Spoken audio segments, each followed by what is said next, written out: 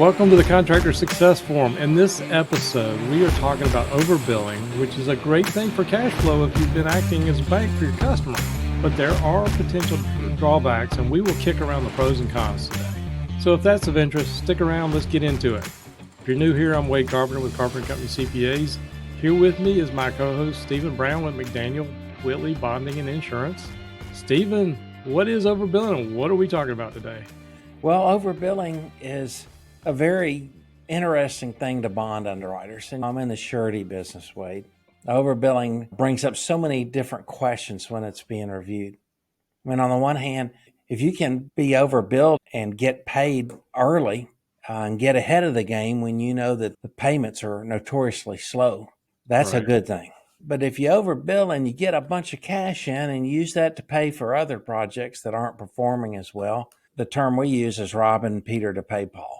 And your term as an account would probably be job borrow, but that's a term that the underwriters use to job borrow. So in other words, you're taking money on one job and spending it on another that you're losing money on. And at some point it catches up. So that's the scary part of overbilling. I think we just need to define that. And I think everybody generally knows what we're talking about. But overbilling is where you build ahead on a job. Say you're 50% complete, but you build 70% of the job. And there's reasons for that. There's, especially with COVID, a lot of the supply chain got messed up and a lot of people had to go order materials. And if they're properly showing stored materials right, that's fine. But if not, it can look like to a bonding company, some people are borrowing to pay for the last job with the current job. Mm-hmm. And it becomes vicious cycles. I think that was your concern in talking about this, was it not? Yes, it was. It clearly shows up on financial statements, billings in excess of cost. And that's a counter asset. So that shows up as a liability, right, Wade? Right. And it's all designed to even things out. Your cost for this, you build this. So in an overbilling situation or billings in excess of cost, accounting term, what scenarios might arise that there would be an overbilling? I guess that's where I could get into some stories. I used to do a lot of utility contractors, and if they were buying pipe, that can be hundreds of thousands of dollars. And I've had some where they would buy the pipe up front for the job, and they would be able to bill for the stored materials, but really shouldn't be able to bill for their profit on stuff like that. And if you show it properly on a financial statement, that can explain it. They do about 150 million a year. They have one division that does schools is 120 million a year. And they're May year end. And obviously for schools, they do a lot of the building when the kids are out of school, right? So these people have gotten known for doing quality work, but these school boards apparently take off in the summer. And for them to get paid, they have to go ahead and bill up front for these jobs. And they actually go ahead and pay them up front. So on these audited financial statements, believe it or not, some years we were showing $12 million overbilled on a May statement. Oh, wow. 12 million is a lot of money, but they can burn off a lot of that in 2 months' time. But we had to explain to the bonding companies, like, yeah, no, they're not really borrowing from Peter to pay Paul in this case. They had solid equity and stuff like that. But in that situation, you can understand it. When you start borrowing and billing ahead and your owner doesn't know and you really are floating, we all want to stop being the bank for our customers, but there's a point where it becomes a problem, right? It does, especially if your mindset as a contractor is to try to hoard cash because you know you're in trouble. You know, hoarding cash is one thing, but again, I see it where people will bill on the next job. And then I think from the bonding company, obviously you're worried about you borrow from the job and then something happens to that contractor and they skip out and they've taken all the money and then you've got to finish it and there's no cash left in the job to do it.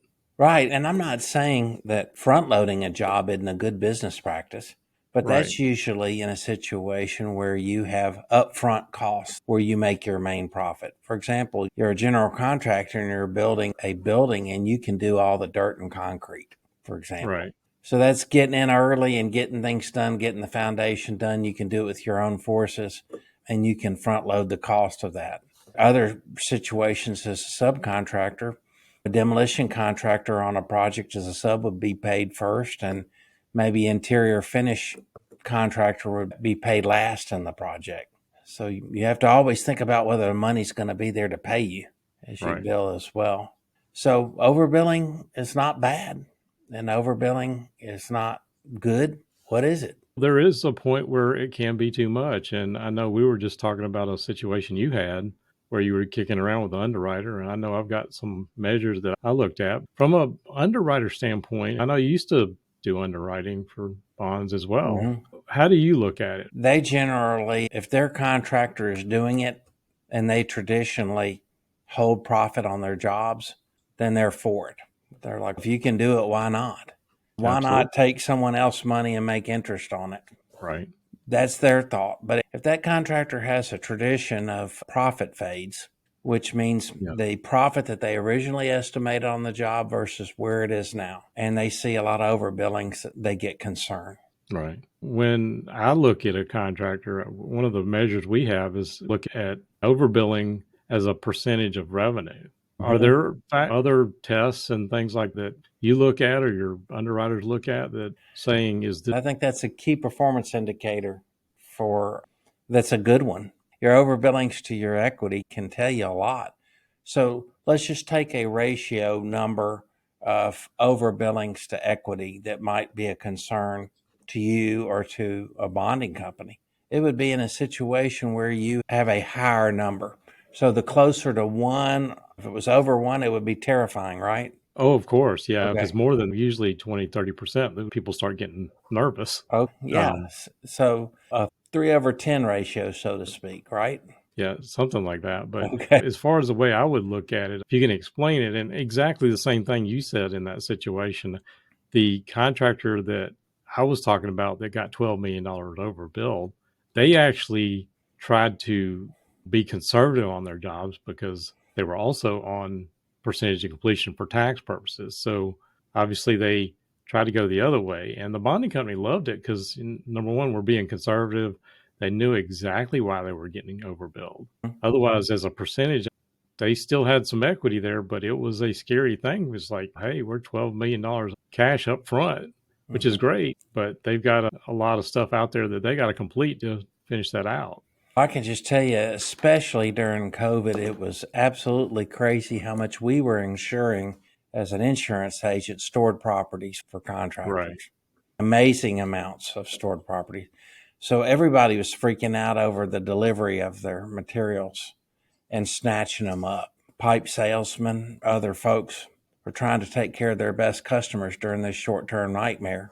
So if you didn't have that kind of relationship built up, it was really hurting you financially. Or if your project manager forgot to order the materials till after the job started, that turned into a nightmare for a lot of our customers. That Right. type of scenario. So, what about change orders being unrecorded, human errors, miscommunication? What kind of examples might lead to overbilling from a human fault standpoint? As you said, change orders is a great example because if you have a unapproved change order that's not put into the job, it can also look like you're way overbilled when you maybe you're not as overbilled or not overbilled at all, but you've got a huge change order that just hasn't been signed and approved that's not supposed to go on the financial statement yet. But until you got a signed change order, you may have to go and explain that to your bond agent so that they can take that to the underwriter. There could be several other things. As I said, that one with pipe, I saw a lot during COVID. Some of my electrical contractors, the electrical stuff can be very expensive. And some of the ones doing, whether they were doing commercial jobs or residential jobs, they were having to order electrical parts anywhere they could get them. And so it became a huge problem. But on stored materials, as I said before, a lot of people just throw that into the percent complete and don't back out the stored materials. And if you look at the AIA billing form, they do have a thing where it says plus subtracting out the stored materials and then adding them back in. So if you start recognizing profit based on stuff that you've got stored materials on, it can definitely look like it's overbilled even when it's really not. Does that make sense? Yeah, it makes sense. And I guess from a general contractor's point of view, if you've bonded your subcontractors back and they want to overbill and the owner's willing to pay, why not? Why not make your sub happy? But in a situation where the billings don't justify the amount of work that's been performed, that's just usually thrown out, isn't it? Yeah, and again, we also see sometimes that contractors unfortunately don't have really good job costing records. And as much as we try to get good percent complete, a lot of these guys really are not tracking that very well. If they're not tracking their job costs, they have some kind of gut feel for how they're doing. They have a gut feel like I'm 70% done, but they've really only got 50% of the costs in. Then it really can look very distorted if you've got somebody that can't bid as well. And I think you also see that, what you brought up before, in looking back at, are these jobs having fades from one year to the next? Yeah, I had a customer once that went to an auction and went crazy, and he felt like he was getting fabulous deals on this equipment, and he bought a whole lot of it. He was overbilling like crazy to help finance that equipment, and his logic was, well, I'm going to be using it on these jobs. Oh, yeah. It was a mess for the accountant to figure out, but so there's a lot of reason for overbilling. You That just never. brings back another story to me. All right, go ahead. So I had another grading contractor. This was back before 2008. Is doing a large project with a Walmart shopping center, the whole development. Their grading part of it was over $20 million job. And it was a point where all the other contractors had no work in 2008, 9, 10. After that, all this equipment got dumped on the market. And he had it in his brain that, hey, I can get this stuff cheap, and I've got this one job that'll carry me through, and everything else is going to be hunky dory. And so he bought all this equipment. He was actually charging it to the job, and they let him. And a lot of this stuff came out later. But, after that job was done, and when that equipment sits idle, that is a cash flow killer, because he still had payments on it. And he kept justifying that, hey, my monthly payment is not as much as the rent would be. So he justified it in his mind. But once you're thinking about insuring those and maintaining that heavy equipment, that can add up pretty quickly. Yeah, I'm sure his bonding agent, underwriter, weren't too pleased with it. First of all, bonding underwriters don't look at equipment for what they bond you for. They look at working capital, cash. And so he's going to show that he lost money on that. But look, I have a lot of equipment. But then you've also depreciated it half off the books the first year or as fast as you can, hopefully. So you get in kind of an upside down situation. And the answer to the bond owner, oh, you did that? Why did you do that? It was a Right. great deal. And you honestly thought this job could pay for all of this equipment, or just the equipment rental cost would be half based on your notes? Anyway, I can't imagine all the questions they had. They did. And actually, again, some of these stories from 2008 still resonate in my mind. But that contractor, unfortunately, he was doing 50, 60 million. He did not survive. He thought he had this $20 million job and it was going to carry him through. And when all that came to an end, he came to an end, unfortunately. So he should have been concentrating on what all along to survive in retrospect?